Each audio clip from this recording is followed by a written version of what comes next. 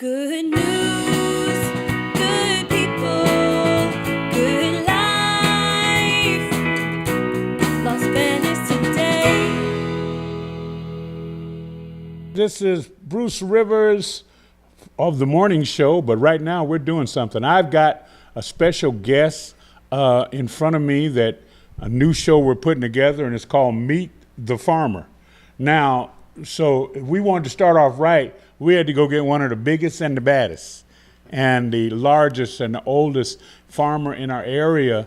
And some of you probably know him or seen him around. He's part of our community, based in Firebaugh, if I'm not mistaken. And Mr. Joe Delbosque. So studio audience, let's give me some noise for Mr. Joe Delbosque, that studio audience over there. We thank you, Mr. Joe, for coming in. And what I'm gonna do is hand him the mic, and he's gonna educate us on what's going on in the farming community. Mr. Joe, thank you. Well, thank you. It's great to be here. Good, good. I'm gonna start right with the start. What do you farm? What do you farm? Well, we grow melons, asparagus, almonds, and cherries. And we're located about 20 miles south of here. It's considered Firebaugh, but it's about the same distance to Los Banos. Right, right. And that's what headquarters is and all of that. Yes. Okay. And I know you're the president. Yes. And who is the vice president? That's my wife. And her name? Maria Gloria. There you go. I want you always got to say that. Happy wife is always a happy life. Always. And she works with me. We're a husband and wife operation. Also have a daughter that works with us, and we have a son-in-law that's married to another daughter that works with us. So we're a family operation. Family operation. Yes. And how long has that family been in farming? Well, I started this farm myself in 1985, but my father was actually a melon grower even before that, but he did not own the farm.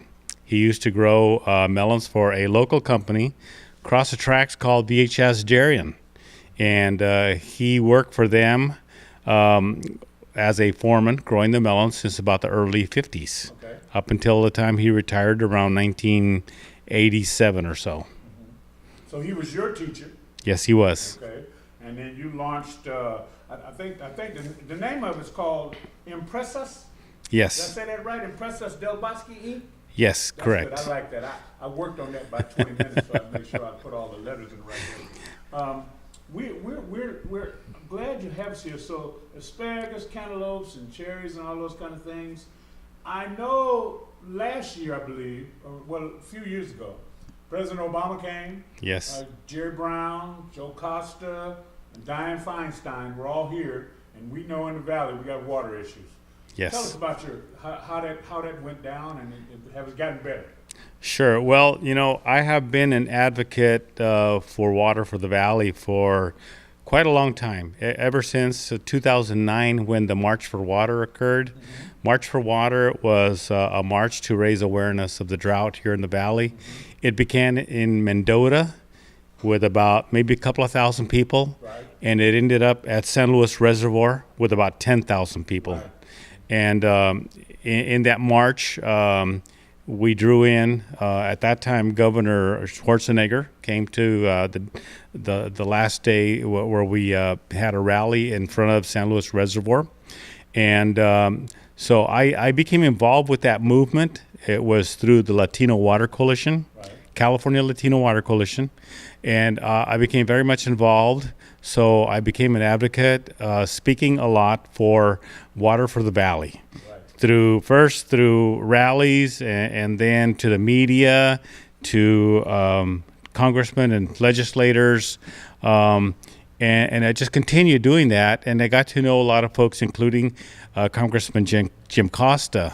And and Jim was trying to get the president at that time was President Obama to come out to the valley to understand agriculture and the issues with water. So he worked really hard, and he finally was able to convince him to come out to the valley. And it was he who decided to select me as the farmer to receive the president. And so I was very honored to take that role to talk about this issue to the president and also to the governor. Our two U.S. senators, Fienstein and Boxer, were there. The Secretary of Agriculture Vilsack was there, and also at that time Deputy Secretary of the Interior Mike Connor was there. So it was a very heavy crowd, and it was just myself and my wife there to talk to them. We tried to inform them best we could about the water situation. I would say that we didn't really get a lot from them as far as relief on water, but we got a lot of attention and we got a lot of awareness out there, and the whole world watched as we met and talked about water for the valley. You know, it's funny, people that don't know, California is the nation's biggest economy, and most of that's with our agriculture. You know, of course, I grew up in the Salinas Valley, you know, or the Salad Bowl, and then out here in this wonderful valley, all the things we grow, and the water issues. Yes. Where we haven't built a new aquifer in 25 years, or somewhere around that. So to capture some of that water, that would be a blessing. And so basically, you're working in public policy to change all those ideas. That's a good thing. That's correct. Not only does California have the largest economy in the United States, we also have the largest agriculture in the United States. Mm-hmm. And we grow more crops than a variety of crops than anywhere else. We grow crops here that aren't grown anywhere else, like almonds, for instance. Mm-hmm. And almost all of the strawberries, canning tomatoes, table grapes are all grown here, walnuts. And so this agriculture is very important. And what I needed to relate to the president was that our agriculture in California depends on irrigation. It is basically all irrigated, and in order to have water for our farms, we need to have storage, because most of the water falls in another part of the state, up in the north, up in the mountains. It falls in the winter when we don't need the water, and we need to capture it and store it and bring it to us in the summer when our crops do need the water. So storage and conveyance are extremely important for California agriculture. And to grow the kind of crops that we grow here, the fruits and the vegetables and the nuts, the things that everybody now wants to eat because they're healthy. There you go. Right? Nobody says, hey, we got to eat more soybeans and corn, right? Come on. No, they want to eat more fruits and vegetables and nuts, and that's what we grow here. And the only way we can grow them is through irrigation. And so that's always my message to people out there, because people can relate to that. They can relate to their diet is dependent on our ability to grow the crops that they want to eat. Mm-hmm. And so water is an important thing, and we continue to advocate for water. Storage is a big part of it. As a result of that movement, a couple of things happened. Number one, and I was involved with this from the beginning, we passed a water bond back in 2009. It was supposed to be on the ballot in 2010, because when you pass a bond, which is revenue, you can pass it, you have to pass it through the legislature with 60% voting for, but then the public has to vote for it too. If it's a revenue measure, it has to be voted on in an election, a general election. And this was supposed to go on the ballot in 2010, but Governor Schwarzenegger said he didn't think the economy was real good then. We were kind of in a recession, and so he suggested that we push it to 2012, which we did. 2012 comes along, and then we have a new governor. Governor Brown says, hey, I've got my own revenue measure I want passed. This is going to be interfering. Push it to 2014. So once again, it was pushed down the road 2 years later. By 2014, we had a series of droughts. Right. And by then, the whole state was very much aware of the drought in California. They were very much aware of the need for storage. And in the election, this measure passed by 67%, wow, which is huge. Yes. You know, for people to say, look, I am willing to put money, I'm willing to pay so that we can create more storage, 67% is huge. Much more popular than a gas tax, yeah, or an increase in income tax. So it was passed. So in the meantime, back when the bond was passed, I was appointed by Governor Schwarzenegger to serve on the California Water Commission, and the California Water Commission's role was to take this money in this bond and determine which projects would get funded. And so that process got started when it finally passed the ballot in 2014, and we are now coming to the point where we're going to fund projects. So we're going to really build some new aquifers and some new storage facilities. We are. Wow. We have determined funding for several reservoirs, above ground reservoirs, some below ground reservoirs. Means you put it down below in the aquifer. So yeah, we have $2.7 billion that we can put into those projects. Wow. Sounds like jobs. Sounds like some creative. It's jobs, yes, to build potentially several new dams, expand some dams, create some groundwater projects, groundwater banking. So yeah, there's jobs that are going to be created here, and then we're going to be able to store more water for the dry years. It's amazing, and so I know there's 790 plus miles of aqueducts that run throughout this valley. Right. That the big four, Tevis, Stanford, all them guys back in the days brought that water to this high desert. Yes. With the best soil in the world. Yes, and we've got a couple of great water systems, right? We here are served by the Central Valley Project, which is built back like in the early 40s. Okay, that was built to bring water from the north part of the state to the central part of the state for farms. And then the State Water Project was built in the 60s, also to bring water from the north part of the state to both the cities and in like Silicon Valley, some farms down in the South Valley, and most important of all, Southern California. Wow. So Southern California gets a lot of their water from the Central Valley Project, which comes out of Oroville, where they had the issues with the spillway, but that was 60 or so years ago when the state only had like 18 million people. We're up to like 38 million people now. It's time to upgrade our system because we have more people. We need more water security for those people. Well, that's where they get the knowledgeable people like yourself being here, handling this and taking it to them, and you get to really give the real facts. Yes. To what we need. Exactly.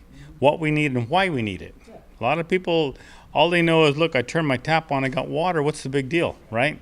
But they don't realize what that little, a bit of water that they get out of their tap, it originated in Northern California. It took some infrastructure there, a lot of concrete to hold that water, let it down, and come through the canals and pumps to get it to them. That's right, because it doesn't go to the concrete, it goes right into the ground. Yes. in the underground aquifers and so forth. Something I read, you use a very special irrigation technique, micro-irrigation, I believe it's called, right, in dealing with asparagus because it's such a delicate situation. Tell me about that. Well, we have been, first of all, we've been suffering water reductions in this area for more than 25 years. Okay. And from that time to now, we have learned to become more efficient with our water. We've adopted technologies that make us more efficient. And, in the last 20 years, more than 20 years, we have been converting our whole farm to irrigation, to drip irrigation. So right now, every crop that I grow, the asparagus included, almonds, the cherries, all of the melons, they're all on drip irrigation. And we are, our farm is as efficient as we can be with water. We use scientific methods to determine how much water to give our crops. We don't just turn it on and wait for the water to soak. We determine exactly how much the crops need, how much do they need this week, and that's the amount of water we give them this week. Only what the crop needs, and nothing is wasted, nothing is excess. I got to do that to my yard. We got desert landscape and everything, but my wife likes grass, so I got to learn to do that. Sure. As we all do in conserving our water. And let me say one more thing. Hey, you say all you want. At the same time as we became more efficient with water, we increased production. So now, like say our melons, over the past 20 years that we've been doing drip irrigation, we have reduced our water consumption on melons by 35%. We have increased our production by 35%. Ooh. Yes. Well, that's the scientific aspect, and Yes. and having a heart to go reach for it. You know, some people say, I'm gonna keep growing it the same way I've been growing it all the time, and it's Well, like overfishing, you know. It was a huge investment for us. It was a big decision for us to take this investment. And my farm, the irrigation systems on that farm are somewhere between $1.5 and $2 million worth of infrastructure that we invested in. Wow. So, I just let me go to the next one. Labor. Yeah, How many people do you employ? that is another one. Yeah. Okay, labor is right behind or right ahead of water, depending what year it is. And this year, our biggest concern is labor, because California grows a lot of hand-picked fruits and vegetables, Right. and we grow them too. The melons and the asparagus and the cherries are all hand-picked. They require a lot of labor. So, depending on the crop, say our asparagus, we may have 40, 50 people harvesting the asparagus. That's a spring season. The cherries, we may have 150. It may only take a week to harvest a crop, but it takes that many people to get it in. And then in the melons, it takes us around 300 people to harvest all of our melons. So it's a lot of people. Yeah. And these folks are, I got to give them credit. Yeah, you can pick up people off the street to do that, but it takes some skill, and they have to be trained. And the folks that we have, many of them have been with us for many, many years, and they are very well trained and very skilled at what they do. They're not easy to replace. And we have been struggling because over the years, our workforce has aged, and we don't have a lot of young people coming in to replace them. Why is that? Well, partly because the strengthening of the border for Mexico has not allowed a lot of young people to come in. Plus, maybe in Mexico, maybe the economy has improved and young people are finding something else to do. We don't know. But there isn't as many young people coming into our workforce as we used to. And our workforce is aging, just like myself. I remember when I used to be the youngest guy on the farm, and now I'm about the oldest guy on the farm. But we need young people to come in and replace them. And there aren't that many people, because when I start working, and I hire 300 people at the end of June, there's a lot of other companies just like myself that all hire 300 or 400 people at the same time. There's other crops, like say tomatoes, they're harvesting hundreds of people at the same time. There aren't that many people in Firebaugh and Mendota, where my farm is closest to. And so we're all kind of competing for a shrinking labor force. So we have over the years relied on people that come from, some of our workforce comes from somewhere else. Some of them come from Arizona, some come from Mexico, because there just isn't enough people here. And there may be people looking for work over in the Bay Area, but they don't come here. Maybe they come here to live, but they want to go back to work. They don't want to come work in the fields. Those people there don't want to get their hands dirty. It's No. a lot of technology over there. Yeah. And now, give me a ballpark. What are the going rates? What do you pay? I mean, what's the ballpark? What kind of hourly wage, or is it set salary, or by the production? What? Yeah, most of our wages are well over a minimum wage. Okay. Minimum wage for a large employer like myself is I believe is it $10.50 or $11? Okay. All right, we're above that. We're always at least 50 cents above that, and higher skilled people like say equipment operators, they're up in the $12, $13 range.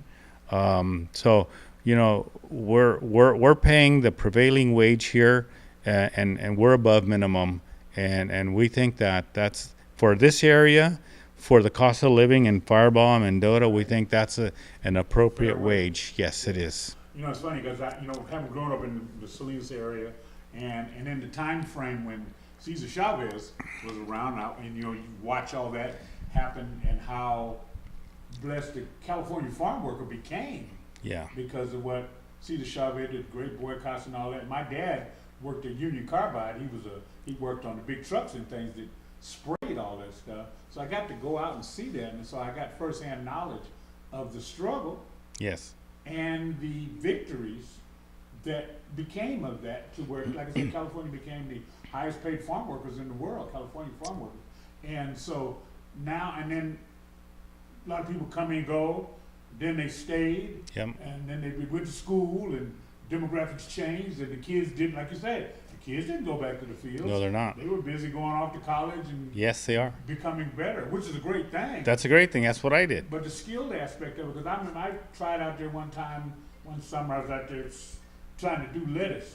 Yes. And man, that was like, you grab it and hit it and, Yeah. and flip, man, no, that was not me. And so I let that go real quick. I drove trucks and buses, so I had that part of my thing. But let's, so we know labor, we know the irrigation, we know what other costs, health and insurances and all of that. Well, the cost of operating in California is very high, and labor and water are big parts of that. Okay, our water costs, in a bad year, they can go up, 8 and 10-fold, and labor has been going up every year.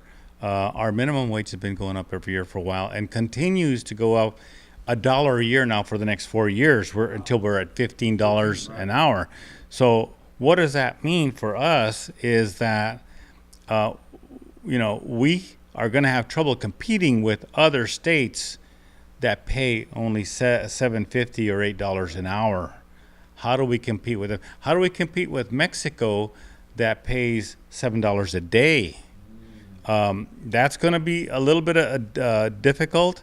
What it's going to mean, I think, is that some crops are going to go away. And one of those that is going away is asparagus, because Mexico is producing a lot of asparagus, and Mexico pays less, and they can outcompete us. Asparagus, let me talk about that a little bit. Most of the asparagus in California at one time was up in the Stockton area. Right. That was the heart of the largest asparagus industry in the nation at that time. There was probably like 35,000 acres at one time. Wow. Up there, and now it's down less than 3,000 acres. That kind of reminds me of when you find out, like the grapes.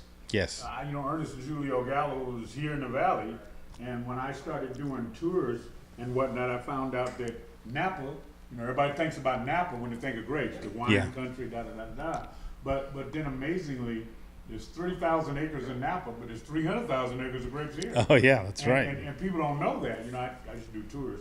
And so when you look at all the mega, this valley is 350 miles long, 50 miles wide. And like I say, we grow everything. Yes. And then men and women like you and your wife, husband, wives, and families that have been doing this for many years. And some of the smaller farmers get absorbed or close, and with increasing prices. Yes. You got to pass that on. Yes, that's right. So we have a few other issues that we have to look at here. Number one is there's changes in agriculture that are going to pose challenges for agriculture. For instance, a lot of the consumers are eating different things, right? They're becoming more health conscious. A lot of them are moving away from dairy or moving away from meat. They're going more toward plant-based foods. Some are going from conventional to organic.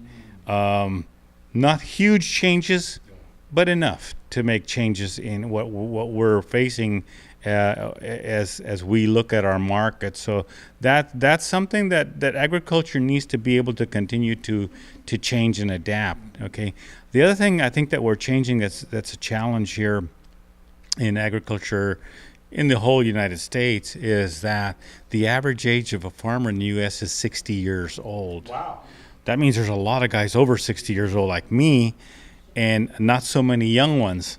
Okay, part of it is because a lot of farmers' sons maybe don't want to work on the farm.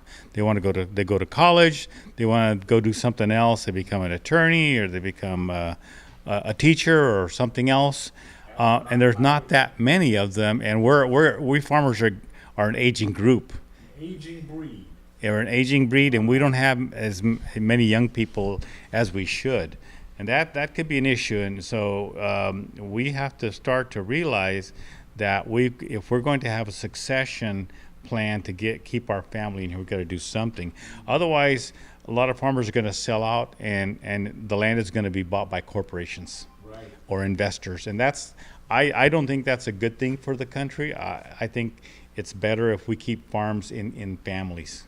And we have programs like Future Farmers of America. Yes. And some people, I've experienced this, people move over here and work over there, and they get over here and they say, why is everything always about agriculture? Why is it all about, well, because that's what we do. That's an agricultural community, and we got to have those kind of people. That's why most of these people are here, because years ago, okay, if you go back, over 100 years ago, the farms were around the Bay Area. They used to grow a lot of prunes and walnuts around San Jose, in San Jose. I myself, when I was a child, I went with my mom over to San Jose and picked prunes right there in the Alum Rock area. That old Monterey Highway. Yes. That's all it was. There was orchards, right? Apricots and so forth. In Los Angeles, there used to be farms all around Los Angeles. There were dairies out on the toward Paris and Hemet in that area. What happened? The cities grew, the LA area grew, the Bay Area grew, and pushed us all over here. So that's why we're here. Wow. And we are the local farms for those cities, except we got pushed over here, and that's okay. We got great soil here. We got great weather here. We just got to get all the resources that we need, which is water and workers.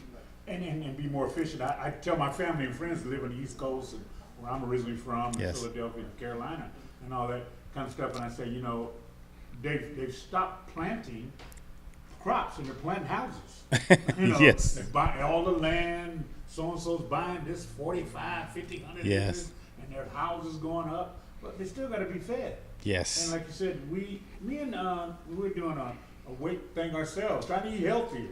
I'm 63, and so I want to live long. I don't want to rush it. I know I'm gonna leave here, but you got to begin to change some of the eating habits. Yes. And what you have anything? You ever look into aquaponics, aquaculture, and all that? Hydroponics. Yes. I've seen not so much hydroponics, but greenhouse agriculture. They call it covered or protected agriculture, but mostly in Mexico. I've seen some very high-tech greenhouses there. They're amazing. They use very little water, very little inputs, very, very efficient, but they're kind of limited in their size, right? But they do produce a lot. I saw, for instance, I visited a greenhouse down in central Mexico where they were growing bell peppers. And they plant the bell pepper plants, and they grow them, and they pick them, and they grow them, and they pick them. They keep growing and pick them. These plants grew like 10 feet tall. I've never seen bell peppers grow 10 feet tall. About 10 feet tall, they're tying them on a trellis, and they're picking them for like 9 months.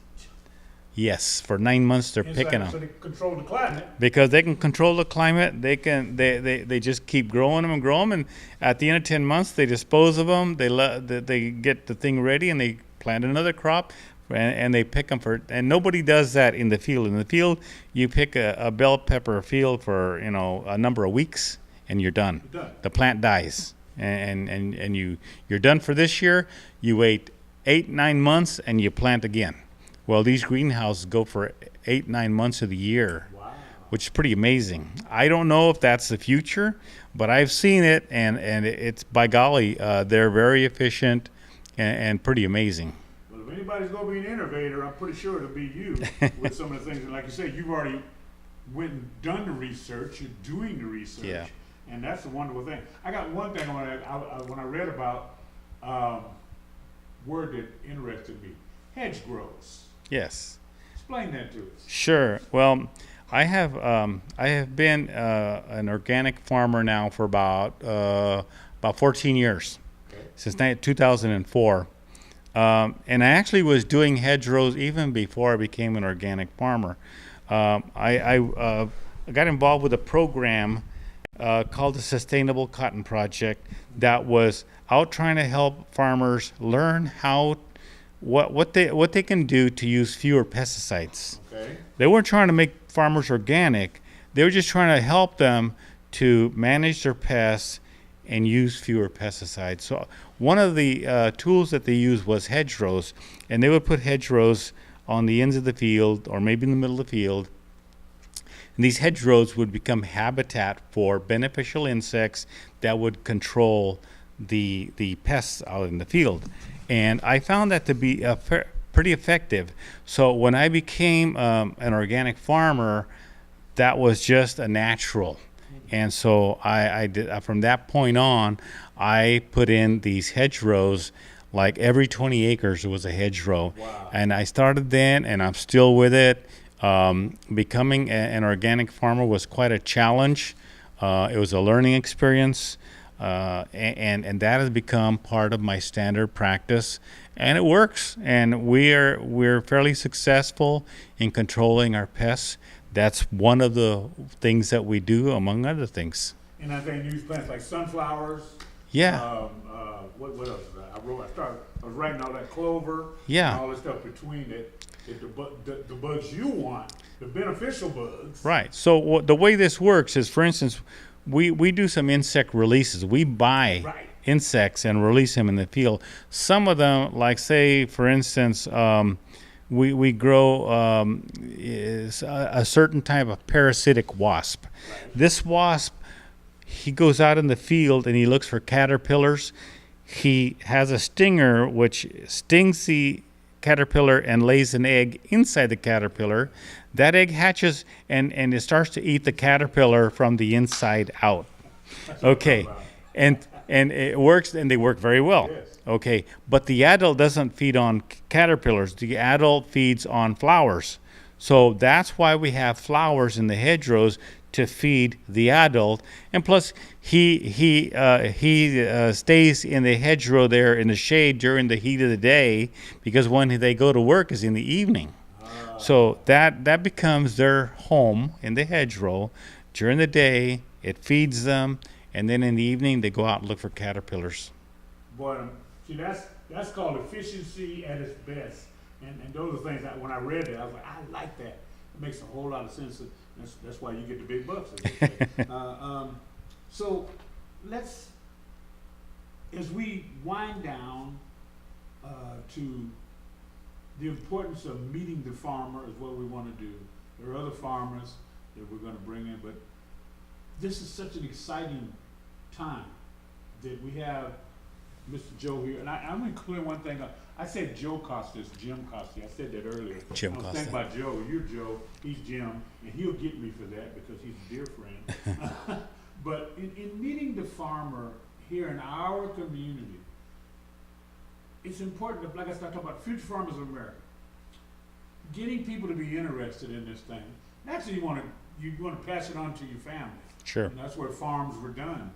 But there's so many wonderful children in this community. The fairs, Los Banos, of course, is the first fair in the fair circuit. Yeah. And we do all that. Now, do you participate in the fair with all your, at a level, at the Los Banos Fair and the major fairs? About the only thing we do at the fair is we support the kids there that bring their animals, FFA and 4-H. We do support them. We either buy their animals or we contribute to them so that they can keep their program going and make a little money that they can go to college with. Wonderful. So you don't really do any livestock stuff. You just all all crops. Yeah, so we don't really participate in the fair in terms of exhibits or anything like that. But we support those kids. We support the community in general. You know, we have. I'm very proud of this. We have our own foundation, our own family foundation, to give scholarships out to kids and help the communities. And we do a lot of that. We support a lot of programs like the Poverello House. We support the food bank. We support a lot of these things that you know that need our help. And I just feel that I'm very fortunate to have been pretty successful in my business, and it's a form of giving back.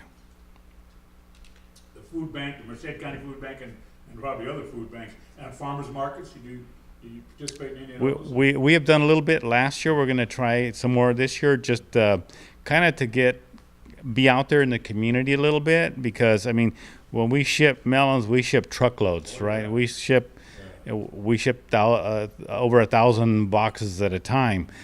So in the farmers markets, we're just talking a few boxes, a few melons at a time. But it's nice to be out in the community and meet those people, learn a little bit from our customers.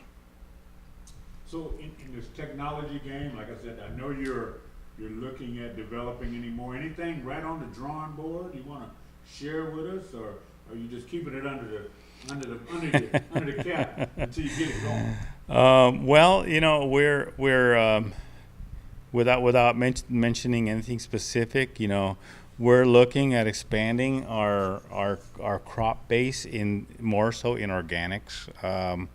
We have decided that is the direction we want to go to, and we are probably the largest organic melon grower in the country. Wow. And not that we're big. There's people out there who are much bigger farmers than me, but in organics, we have one of the biggest programs in the country, and we've developed the organic melon program quite well.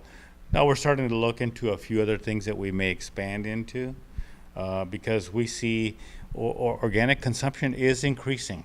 Okay, and you know what, I may be differing a little bit in the way my fellow farmers look at it.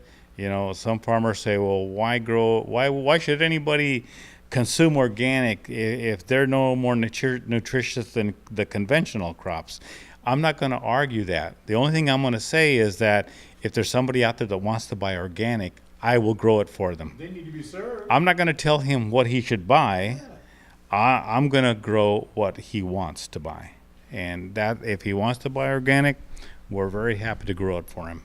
I know that the supermarket I shop at here in town, locally, how much of your product stays in our area? Not a whole lot. It takes off and goes other places. Huh? Yeah, most of our organic stuff goes to places like the Bay Area and the Pacific Northwest and the East Coast. Okay. Some to Los Angeles too. Because I know here at the local store here, they've got an organic section. Yeah. It used to be one little row. Yeah. Now it's growing. Taking over half the produce. Yeah, it's growing. We have seen our products here in some of the local chain stores. Our biggest customer is Whole Foods. And we do see our products in the Whole Foods in Fresno. Right. Unfortunately, that's the only Whole Foods market in the valley, I think, unless you get up to Sacramento. But in this area, that's the only Whole Foods market, and we're one of, if not the biggest supplier of organic melons to Whole Foods. Wow. So they do carry our products, but not many other stores, because let's face it, the organic market is going to be mostly a little bit higher economic level. Not that everyday people can't buy them. They do buy them. They absolutely do. But that is one of the stores that we have built a great relationship with, and they buy a lot of our product, and we're very happy with them. Are you happy? You know, you got the bill passed, and are you happy with the progress that's coming toward the water, or you want to see a little bit more push? I'm not putting you on the spot. Yeah, you did put me a little bit on the spot here. Well, you know, we narrowed it down to about 8 projects. Is it 8, number 8? Yes, Okay. 8 projects. One of the projects that was very important to the valley here, very important, called Temperance Flat, did not receive the funding that that they wanted or needed, and that was due to the evaluation done by the Department of Fish and Wildlife. The evaluations of these projects are done by folks like Fish and Wildlife, who determine what the value is of those projects to the environment, and they did not get as good a grade as they wanted or needed. So I think they're going to be underfunded. But a lot of the other projects did get some funding. Projects like there's one here called Pacheco Reservoir. There's one up there called Los Vaqueros Reservoirs. They're going to expand on an existing reservoir. And then up north, there's another one called Sites Reservoir. And then there's another one in Sacramento called Centennial. There's some south of here that are groundwater projects that are also eligible for funding. So a lot of them got some reasonable funding, except for Temperance was left kind of underfunded. And so a lot of folks here in the valley are disappointed with that. How do we, in this media and driven and social media driven world, how do we come along beside you to really help us? I think folks need to be aware, a little bit more aware, and a lot of people are. A lot of people today, and especially younger people, I'm talking about like millennials, are more aware of their food than we were when I was a kid. When I was 20, I was like, give me a burger and let me get on my way. I'm going to eat it as fast as I can and get on my way. No, kids nowadays in their 20s, they are interested in where the food comes from, how it's grown, and so forth. And they're also aware of which foods are maybe more healthy or more nutritious or whatever. And that's great. That I admire the millennials who are thinking that way. A lot of the folks in some of the older generations aren't so much in tune, but they need to be. They should be in tune with the food that they eat, what it takes to grow it, because a lot of our food, I'll be honest, if you go into one of our local stores down here and you look at the food, most of it is not coming from the U.S. That's the shame. Yes, it is. That's the shame. I grow asparagus, and during our season, I very seldom saw any asparagus from California. It was mostly from Mexico. Wow. And folks need to be aware of that, and they probably ought to tell their retailer, look, hey, I want to come and buy locally grown stuff to support our local farmer, our local economy. Okay, our local workers, people who work on the farms, and you're buying this stuff from overseas. That's what this whole thing. Your news, your town, your farm. Exactly. Your products, your lifestyle. It Yeah. helps our community. We've Sure. been talking about it here. That's what Dave came up with, the whole idea of this. We want to talk about shop local, buy local, but Yes. nobody's doing it. Exactly, and they can do that if they find out where it comes from, And I'm not saying that they're going to buy everything local, because you can't buy local bananas, right? They come from somewhere else. And you're not going to buy local tomatoes in January, because they don't grow them locally here. They're going to come out of Mexico, and that's okay. But when we have something in season here, it would be great to consume that and ask your retailers for that. And there's nothing wrong with asking for it. I like that. And that's what we're here. We're going to dedicate ourselves. And like I said, this first installment of Meet the Farmer. I told you we had the biggest and the best and the best in my book. I've heard about him for years in this community, and I'm appreciative of being the first show out the box to be with you. And so that we just want to engage, and we want you to know you're welcome to come back anytime you want to sound off. Thank you. Come back up in here, and you got something that we want to do, and we put it out. We get a lot of hits. This show is going to be one of the best shows we've had I know it. I know you're going to click on this show and you're going to say, man, Bruce, and it ain't what about me doing the show. It was about what he gave us. The knowledge I got today, y'all know I got a truckload of knowledge in my mind. But what he gave me today helps me. And I'm so much better. Ladies and gentlemen, I'm Bruce Rivers. This is Los Banos today. And that's Mr. Joe Delbosque. And I want to reach across and thank you, sir. Thank And you. hey, see my hat like his head? I'm good. Have a great day. Thank you.